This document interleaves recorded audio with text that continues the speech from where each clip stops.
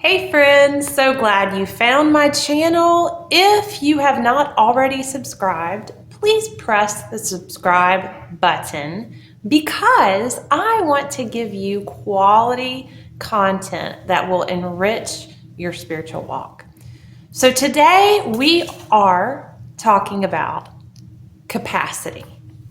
Capacity, okay. The word keeps resonating and spinning throughout my person, and so I thought it would be a good subject to talk about. Okay, so first, let's just talk about the definition, okay? Capacity, and I'll give you several, is the maximum amount that something can contain, right? The maximum amount. It's also the amount that something can produce. So for the amount that something can contain, an example that the dictionary provided us with is a stadium has a seating capacity, right? It only has a certain amount of seats. So a stadium, for example, may have a seating capacity of 50,000 seats, right? So there's not an additional seat if you have people that want 50,001, there wouldn't be an additional seat, right? So also an example may be like a bookshelf, right? We could think of a bookshelf as a weight capacity, right? Each shelf can only hold, let's say, 30 pounds or 50 pounds, or if it's really well constructed, depending on the material, 300 pounds, right? But bookshelves can only, they have a maximum weight capacity. I like the definition of the Collins Dictionary. It says the ability to contain, absorb, or receive and hold. The ability to contain, absorb, receive and hold, or receive and hold. Also the amount of space that can be filled, or the point at which no more can be contained. So we think of materials, like I said, that have capacity. A cup that is 8 ounces is at capacity. But I want you to think with me about psychological capacity in relation to your everyday life. This channel is called Christian Motivation, and I want this to be relevant because we all want to improve, right? Or in every area of life, but sometimes we are at capacity. So it's very easy to see when we can see it that a bookshelf, all the books are stacked up. But for some reason, it can be more difficult for us to tune in when we are at emotional capacity, or when we are at mental capacity, or our bodies just can't go anymore and we are at physical capacity. And I want us to kind of linger and chat about this notion of capacity. Okay, so sometimes you may have a very, very large capacity. Let's say you're feeling your physical best, your relationships are all doing well in life, and your capacity just seems to increase, okay?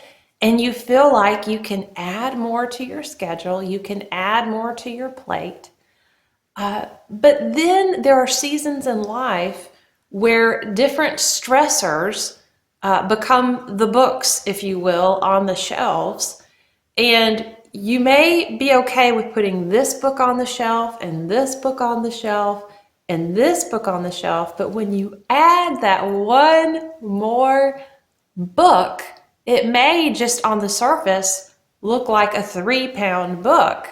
But when those 3 pounds tip that maximum capacity, say the shelf had a capacity of 40 pounds and that 3 more pounds was just 3 pounds too much, okay? This is we would not be upset with the shelf because it had a capacity, right?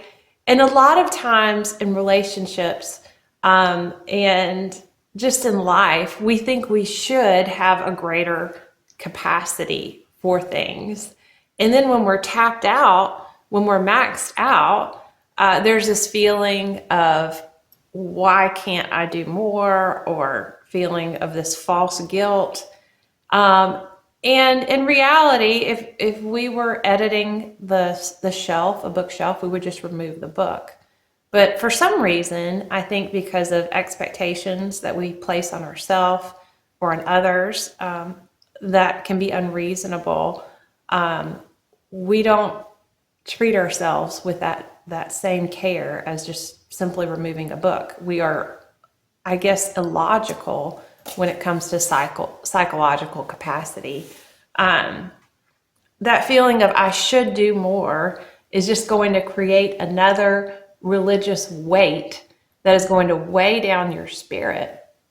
What is better for us is to come and spend time in light, in our Father's presence.